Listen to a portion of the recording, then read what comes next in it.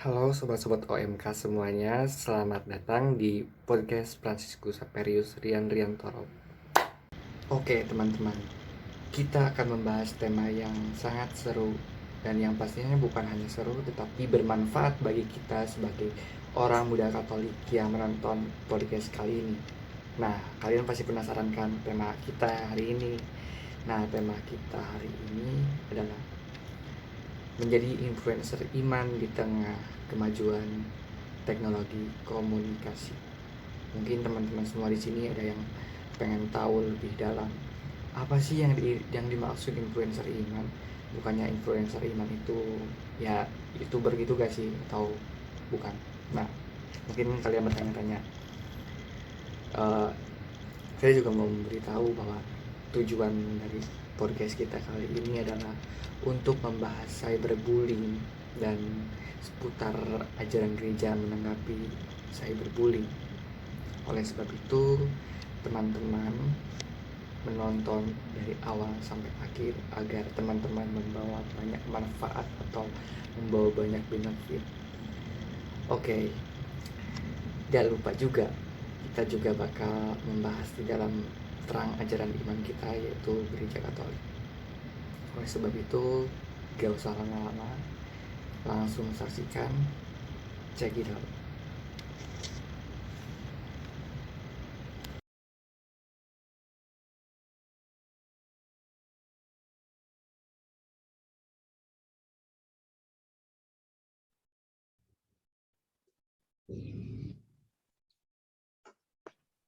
Nah, teman-teman OMK semuanya, kali ini kita kedatangan narasumber yang sangat spesial, yang pastinya akan menambah wawasan iman Kristiani kita, dan kita bakal mengetahui seputar cyberbullying. Nah, mungkin ini narasumbernya dipersilakan untuk mengenalkan diri, nama, dan paroki mana nih? Oke. Halo, Shalom. Perkenalkan nama saya Angelina Kusma Jelita Mawarni. Saya dari Paroki Santa Maria della Salete, Murateweh. Oke, halo Angel. Nah, begitu ya teman-teman semuanya, kita bakal masuk ke sesi yang ditunggu-tunggu, yaitu kita bakal mengulik lebih dalam lagi. Kita akan menanya-nanya ke Angel ya. Udah siap Angel? Siap, siap, Kak. Oke, kita masuk ke pertanyaan yang pertama. Nah, tadi kan Angel sudah menonton video ya, begitu ya. Nah, menurut Ya. kamu tanggapannya apa sih tentang kompendium ASG artikel 457?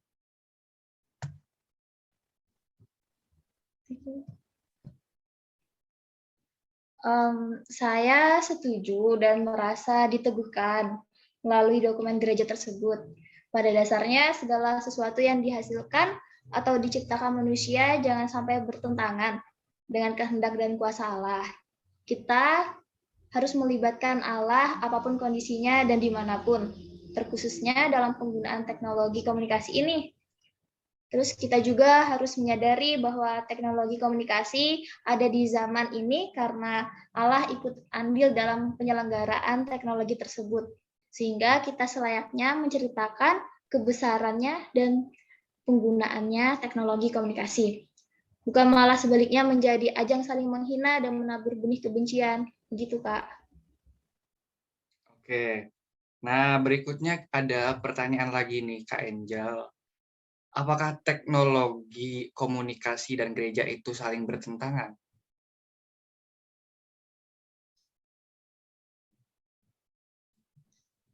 Um, Teknologi dan gereja tidak saling bertentangan. Justru gereja memandang kemajuan teknologi adalah sebagai sebuah anugerah Allah. Teknologi itu sendiri melengkapi umat Allah dalam arti gereja gitu ya.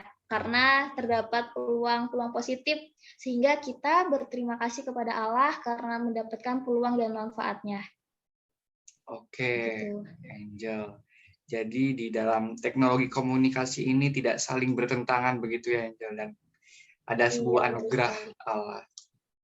Oke. Kita lanjut juga ke pertanyaan ke berikutnya. Nah, menurut kamu, Angel, kaum muda itu khususnya OMK harus gimana sih bersikap atas kemajuan teknologi komunikasi di zaman sekarang? Menurut saya, OMK itu seyogianya menjadi influencer iman dimanapun mereka berada, dan situasinya termasuk dalam penggunaan teknologi komunikasi ini. Maksud dari influencer iman itu adalah kita nih sebagai OMK mampu menebarkan cinta dan harapan di sosmed yang kita miliki, sehingga walaupun di dalam dunia maya atau virtual, orang lain dapat merasakan keakraban atau sentuhan hangat walaupun jauh gitu ya. OMK jangan sampailah dikendalikan oleh teknologi. Justru harus sebaliknya, kita harus mengendalikan teknologi itu sendiri agar mendapat banyak manfaat, sehingga sesuai dengan kehendak Allah, sang skenario agung. OMK juga harus bersukacita dan menerima kemajuan teknologi, karena di dalamnya terdapat peluang positif. Sebarkanlah nilai-nilai kerajaan Allah kepada kontak kita di sosmed, dari hal sederhana seperti memotivasi dan menolong teman dikala dalam kesulitan. Begitu Kak Rian. Oke, Kak Angel, tuh teman-teman yang ada di rumah nih. Mulai dari sekarang kita sebar nih kesaksian-kesaksian keagungan Allah melalui sosmed kita, entah itu melalui motivasi atau quotes-quotes gitu ya, Kak Angel ya. Iya benar Oke, sekali. kita lanjut ke pertanyaan berikutnya yang mungkin saja teman-teman di rumah pada kepo nih. Nah, ini tadi kan di menit-menit pertama udah ditayangkan ASG artikel 457 nih Kak Angel. Nah, menurut Kak Angel itu tanggapan tentang kompendium ASG artikel 457 tuh kayak gimana sih tanggapan Kak Angel?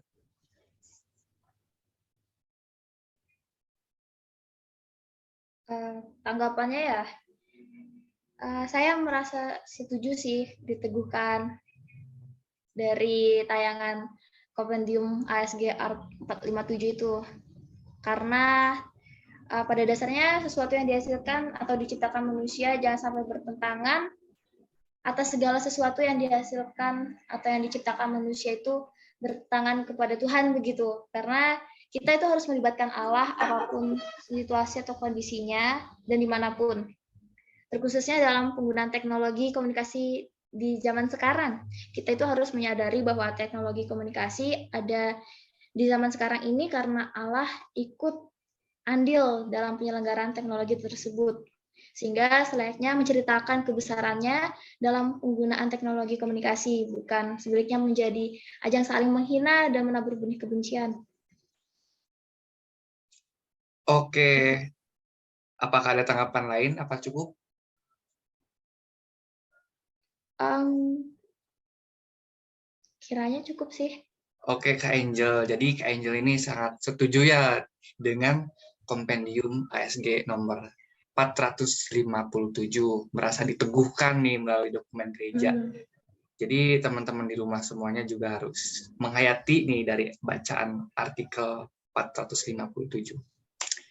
Oke, Angel nih. Kita mungkin di rumah nih ada OMK-OMK yang sedang menonton gitu ya.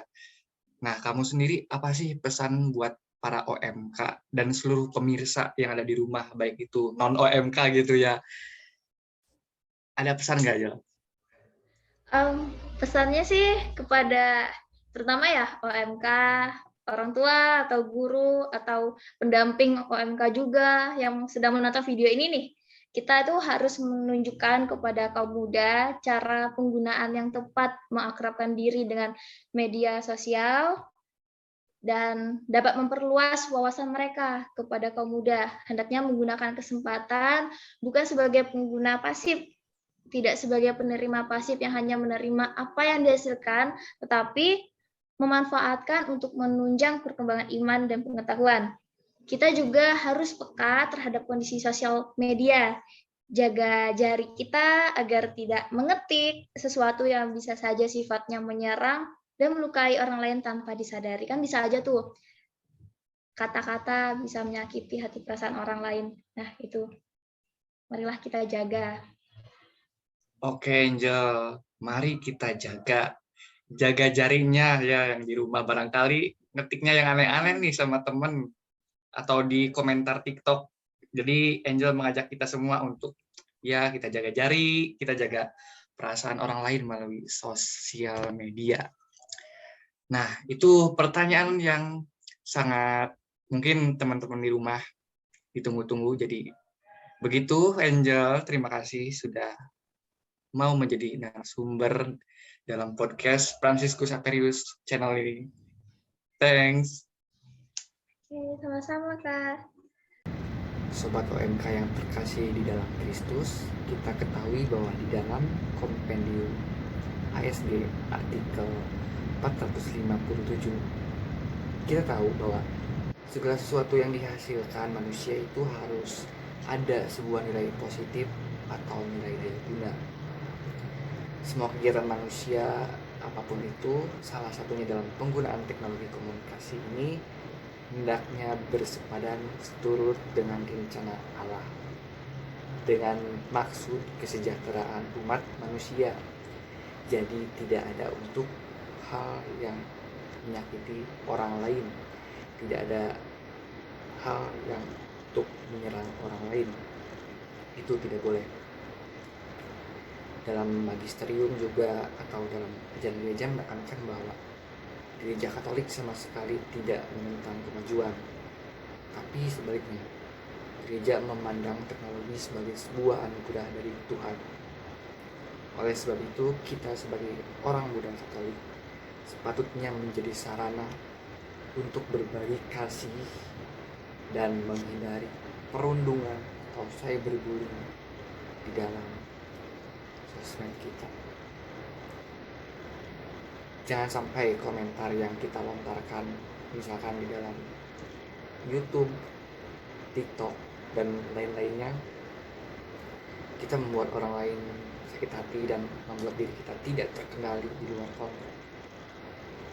Kita harus memiliki kasih dan kepekaan agar apa yang kita ungkapkan di sosial media tidak membuat orang lain tersinggung atau tersakiti.